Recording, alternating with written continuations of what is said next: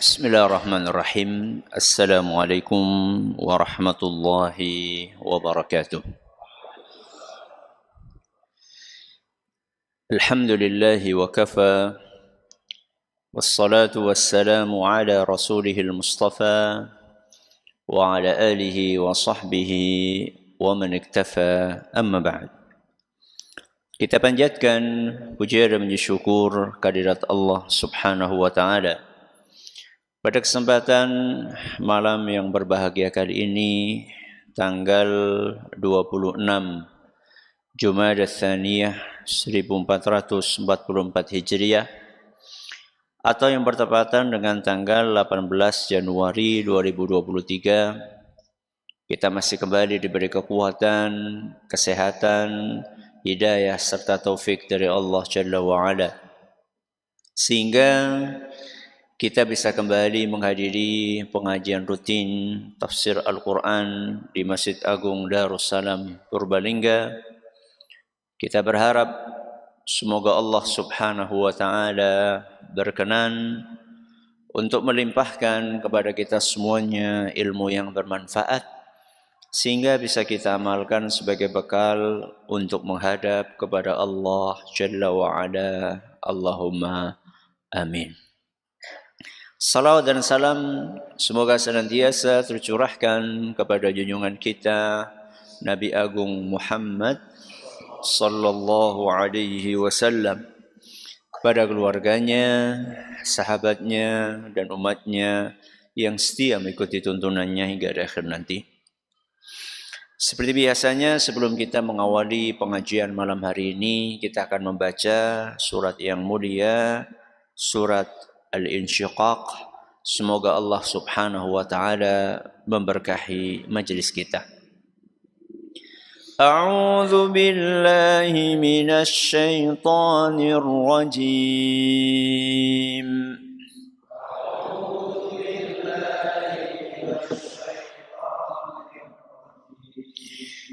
Bismillahirrahmanirrahim.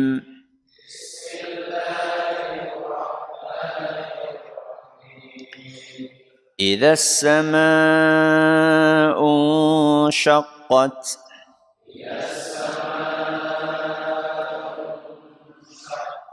وأذنت لربها وحقت وإذا الأرض مدت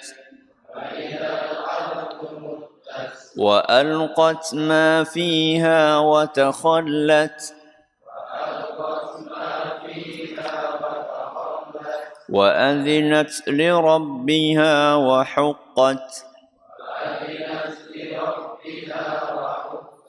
يا أيها الإنسان إنك كادح إلى ربك كدحا فملاقيه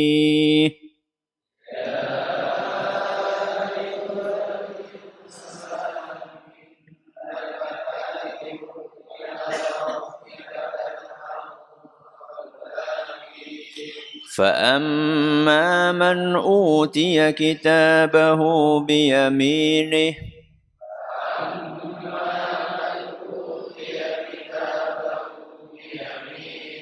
فسوف يحاسب حسابا يسيرا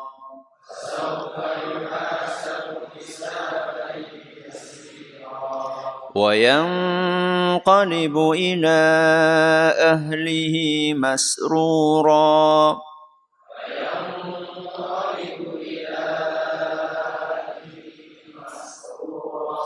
وأما من أوتي كتابه وراء ظهره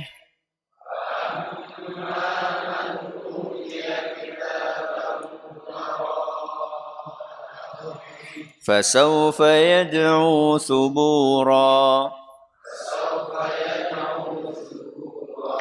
ويصلى سعيرا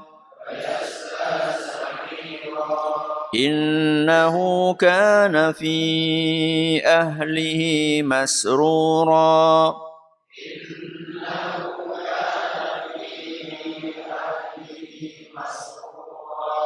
إنه ظن أن لن يحور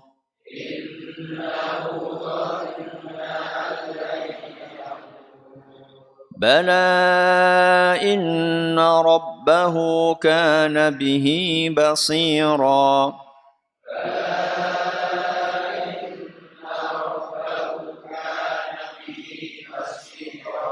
فلا أقسم بالشفق والليل وما وسق والقمر إذا اتسق لتركبن طبقا عن طبق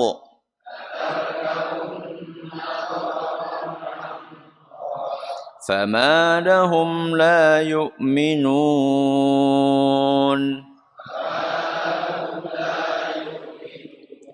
وإذا قرئ عليهم القرآن لا يسجدون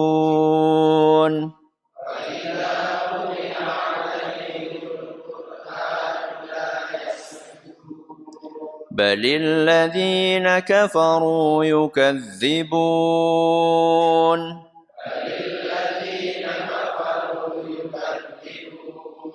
والله أعلم بما يوعون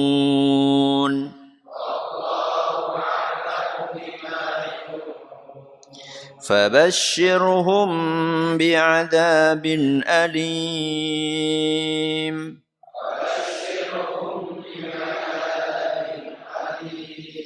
إلا الذين آمنوا وعملوا الصالحات لهم أجر غير ممنون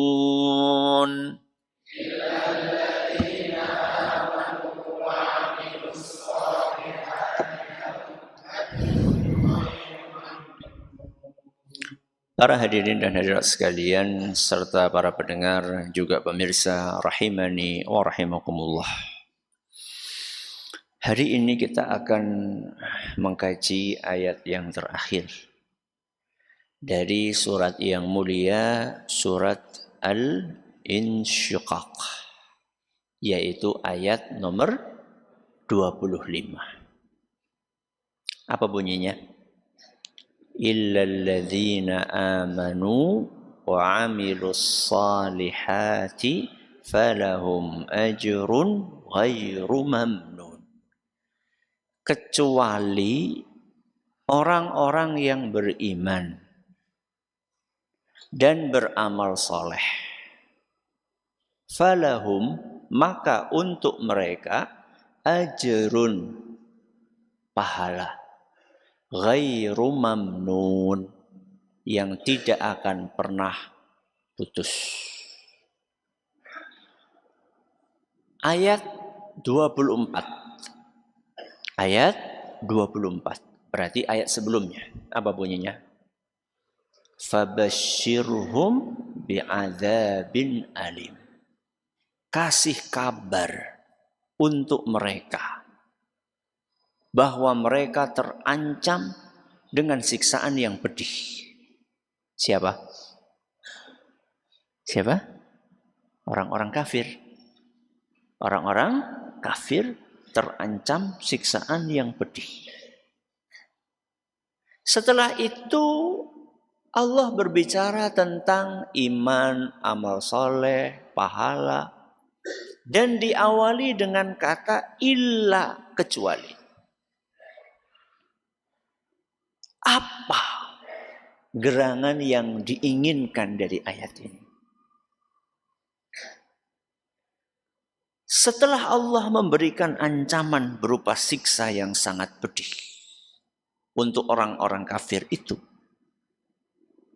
Allah tidak ingin mereka putus asa. Allah tidak ingin mereka putus asa. Sehingga mereka dikasih harapan, dikasih kesempatan untuk apa? Untuk memperbaiki diri, untuk tobat, Padahal kalau kita perhatikan ayat-ayat sebelumnya, ketika Allah memaparkan kejahatan-kejahatan yang dilakukan oleh siapa? Orang-orang kafir. Itu kan terlalu. Kejahatan mereka itu kebangetan. Setelah itu dinasehati, diancam. Tapi Allah nggak ingin mereka itu putus asa. Kadang-kadang orang yang kebanyakan dosa, sudah kebanyakan dosa, masih dia terperangkap kepada ranjaunya iblis. Apa itu? Putus asa. Dan ini lebih parah lagi. Gak sholat 60 tahun. Parah nama mbak? Parah. Begitu usia 60 tahun, ada yang menasehati. Bah, wis widak tahun apa ora pengen sholat? Lah wis kadung. Enggane nyong urip nganti swidak siji. Saya hidup sampai 61 tahun. Enggak sholat 60 tahun, sholat berapa? 1 tahun. Apa ya impas? Wis ora susah sholat sisan nganti mati, itu putus asa. Makanya apa kata Allah Azza wa Jalla? Dalam surat Az-Zumar ayat 53. Surat apa? Az-Zumar ayat 53. Allah berfirman, "Qul," katakanlah, "Ya ibadiyalladzina asrafu ala anfusihim." Katakanlah, wahai para hamba-hambaku yang sudah melampaui batas. Maksudnya melampaui batas napa? Dosanya sudah numpuk. Sudah puluhan tahun. Sudah segala bentuk kejahatan dia lakukan. Apa kata Allah?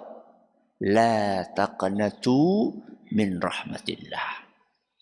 Jangan pernah kalian putus asa dari rahmat Allah. Sebanyak apapun dosa yang kalian kerjakan, rahmat Allah lebih banyak dari dosa itu.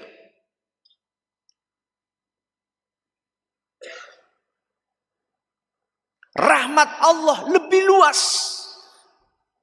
Maka apa kata Allah? Innallaha yaghfirudz dzunuba jami'an. Sesungguhnya Allah Subhanahu wa taala akan mengampuni dosa semuanya.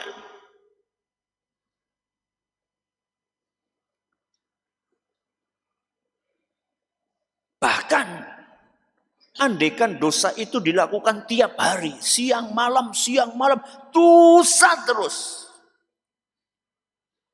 Asal dia mau beristighfar, akan diampuni sama Allah. Dalam hadis qudsi yang diriwayatkan oleh Imam Muslim, Rasulullah sallallahu alaihi wasallam bersabda, Allah Subhanahu wa taala berfirman, "Ya ibadi, wahai para hambaku, innakum tukhti'una bil-laili wan-nahar." Kalian itu melakukan dosa siang dan malam. Wa ana aghfirudz dzunuba jami'an. Dan aku akan mengampuni semua dosa. Syaratnya apa? Fastaghfiruni. Napa syaratnya? Beristighfarlah. Minta ampunlah. Tapi kan sudah terlanjur banyak dosa-dosanya. Apa yang akan diampuni oleh Allah? Dalam hadis qudsi yang lainnya, yang diriwayatkan oleh Imam At-Tirmidzi, Dan beliau mengatakan hadis ini hasan gharib. Kata Allah Azza wa Jalla, ya bna Adam, wahai anak Adam. Sinten? Kulo kali jenengan. Anak Adam itu bukan cuma Qabil sama Habil. Kita semua. Wahai anak Adam. Lau balaghat dhunubuka ananas samai. Andaikan dosamu menumpuk sampai ke langit. Dosa tumpuk sampai ke langit. Banyak apa sedikit? Banyak banget. Andaikan dosamu menumpuk sampai ke langit. Tsumma astaghfartani. Kemudian engkau minta ampun kepadaku. Engkau minta ampun kepadaku. Ghafartu lak wala ubali. Aku akan ampuni dosa menumpuk itu. Dan aku tidak peduli sebanyak apapun dosa yang pernah engkau kerjakan.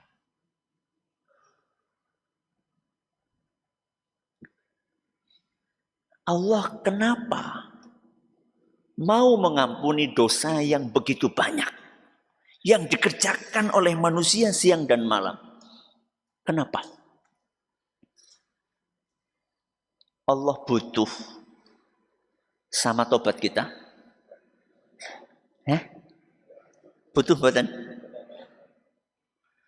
Allah punya kepentingan dengan istighfar kita? Enggak. Kalau kita enggak tobat, enggak istighfar, Allah rugi? Enggak. Allah itu enggak kayak manusia. Manusia itu butuh bantuan orang lain. Ketika dia berbuat sama orang lain, sering karena ada kepentingan. Bos yang punya karyawan ribuan kerja di perusahaannya. Bos ini baik, kasih gaji tepat waktu, kasih bonus. Enggak selalu tulus. Kadang-kadang karena ada apa? Kepentingan. Apa kepentingannya? Napa kepentingannya? Loh, nek mogok, karyawan puluhan ribu mogok, apa yang terjadi? Kolaps. Tutup pabriknya. Jadi bos ini berbuat baik kepada karyawannya karena apa? Ada kepentingan, karena butuh. Allah kasih kesempatan untuk hamba-hambanya yang bergelimang dosa guna bertobat. Karena apa? Karena sayang. Karena kasihan sama kita. Bukan karena Allah butuh dengan tobat kita. Enggak. Wong Allah itu pernah berfirman. Dalam hadis qudsi juga. Riwayat Imam Muslim. Allah subhanahu wa ta'ala berfirman. Ya ibadi. Wahai para hambaku. Lau anna awwalakum wa akhirakum wa insakum wa jinnakum. Andaikan seluruh makhluk. Mulai dari ada makhluk jin ataupun manusia. Sampai makhluk yang terakhir sebelum hari kiamat. Pinten jumlahnya? Mulai dari zamannya Nabi Adam sampai manusia terakhir ceprot lahir sebelum hari kiamat. Mulai dari zamannya iblis, ramane siapa? Setan. Ya. Sampai hari kiamat setan yang lahir. Jin yang lahir. Andaikan semua makhluk ini kanu ala afjari qalbi rajulin wahidin. Semuanya menjadi makhluk yang paling jahat. Siapa yang jadi makhluk paling jahat? Iblis apa Fir'aun? Ya 11-12 lah. Bayangkan, manusia semuanya jadi Fir'aun, jin semuanya jadi iblis. Andaikan semuanya jahat, gak beriman semuanya. Apa kata Allah? Ma naqasa dzalika min mulki syai'an. Itu tidak mengurangi kekuasaanku sedikit pun. Jadi kalau seandainya semua ahli maksiat itu enggak tobat, Allah rugi. Allah kasih kisah kesempatan untuk bertobat itu cuma karena nopo? Sayang, melas. Cuma karena kasihan aja. Tapi tentunya tobat itu bukan asal apa? Tobat. Ngasuk? Ya. Tobat lah. Ngasuk bari mani. Makanya di sini kata Allah apa? Illalladzina amanu wa amilus solihat. Tobat yang benar itu adalah tobat yang amanu dan amilus solihat. Beriman dan beramal soleh. Memperbaiki diri lahir dan batinnya. Amanu niku nggih batine, amilus solihat niku napa nek? Lahire. Memperbaiki lahir dan batin kita. Iman hatinya berupaya untuk mengikhlaskan ibadah hanya untuk Allah. Berupaya untuk meyakini keesaan Allah Azza wa Jalla sebagai pencipta, pengatur, pemberi rizki alam semesta ini. Meyakini seluruh nama-nama dan sifat-sifat Allah semuanya diterima, tidak ada yang ditolak satupun. Itu perbaikan apa? Batin. Mengimani rukun iman. Iman kepada Allah, kepada Nabi, kepada Rasul dan seterusnya. Ya. Didandani atine amanu kalih didandani napa nek? Jabane, luarnya. Berarti perbaikan jero. Setelah kita memperbaiki batin kita, hati kita isi dengan keimanan, kemudian kita dituntut untuk amilus solihat.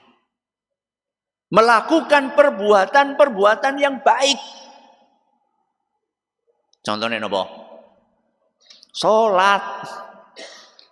Tobat tapi mboten salat. Salat. Berupaya untuk menjaga salat 5 waktu. Apalagi amal soleh? Ngaji, sinau, ya, hadir pengajian. Jadi hijrah itu, ya, bukan sekedar hanya gebiar hijrah, ya, tapi hijrah itu ya kudu ngaji. Jadi bukan hanya sekedar hijrah diumumkan, baru gue terus diundang anak ngene. Enggak, hijrah itu memperbaiki diri, belajar agama. Ilmu agama yang benar seperti apa? Duduk di majelis ilmu, perbaikan lahir. Busana disesuaikan dengan aturan agama. Menutup napa? Aurat. Ya. Sing penting kuwi atine sing dijilbabi. Caranya sih kepriwe? Tutorial jilbab hati sih kok yang apa? Iman itu enggak cuma isi hati. Harus ditambahi dengan wa amilu sholihat. Yang nganggo kudung. Sing penting atine resik. Nek atine resik manut. Manut napa? Perintah Allah untuk pakai jilbab. Itu kalau hatinya bersih. Berarti kalau belum pakai jilbab, itu artinya hatinya masih bermasalah. Loh tapi kan ono sing kudungan tapi nyolong. Loh sing salah kan udu kudungane. Sing salah apa nek? Nyolonge. Kok kudunge sing disalahaken?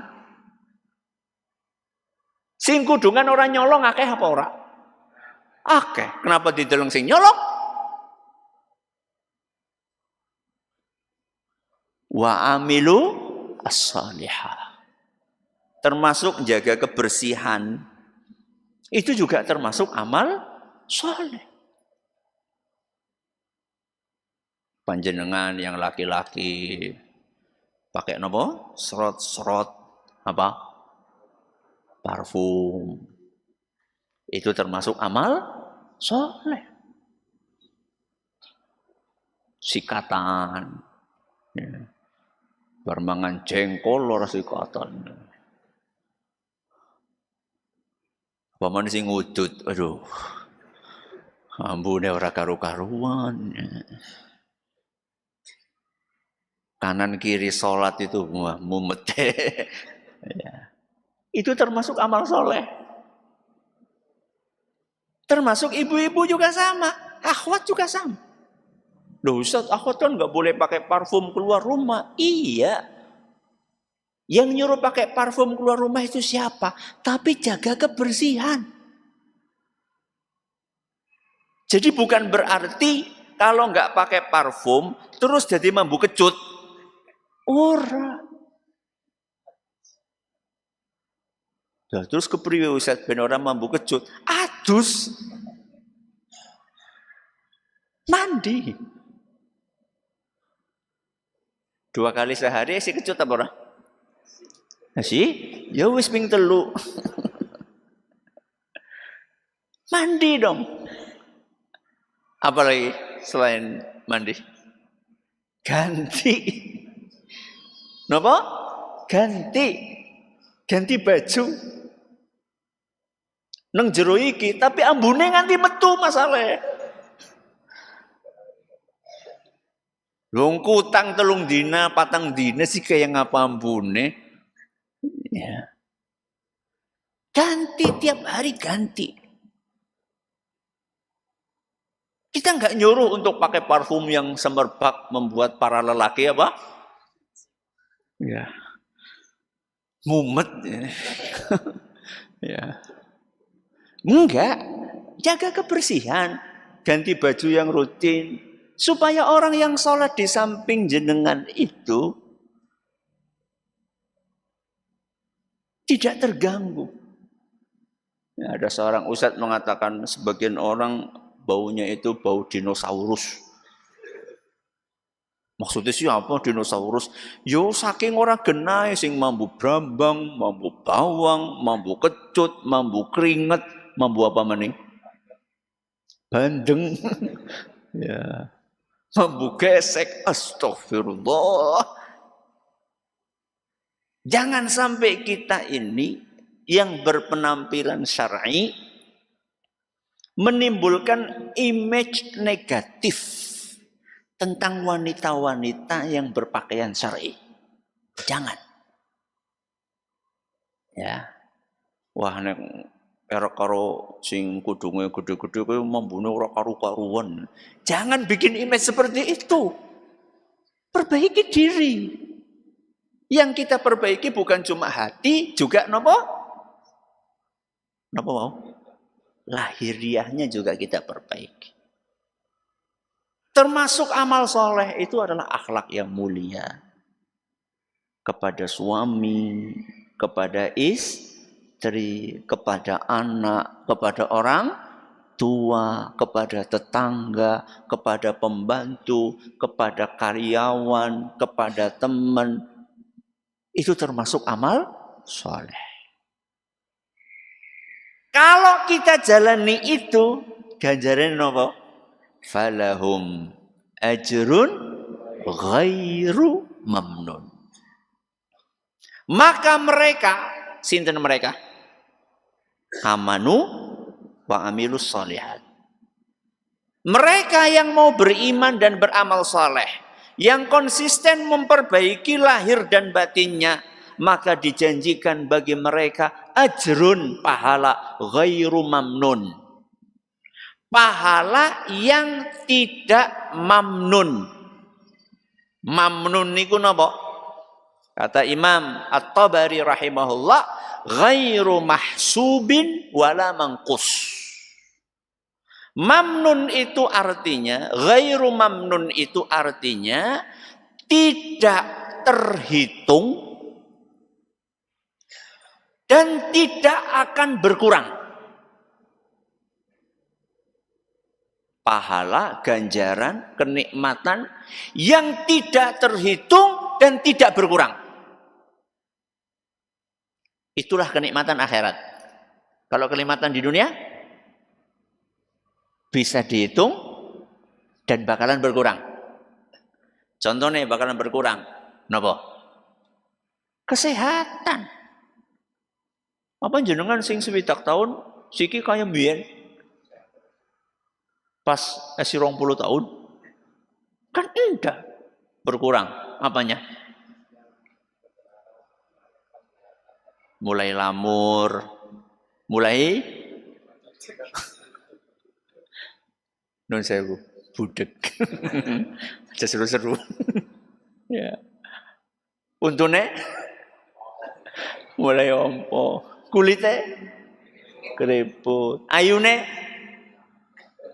berkurang, gagai, semuanya kenikmatan dunia itu berkurang.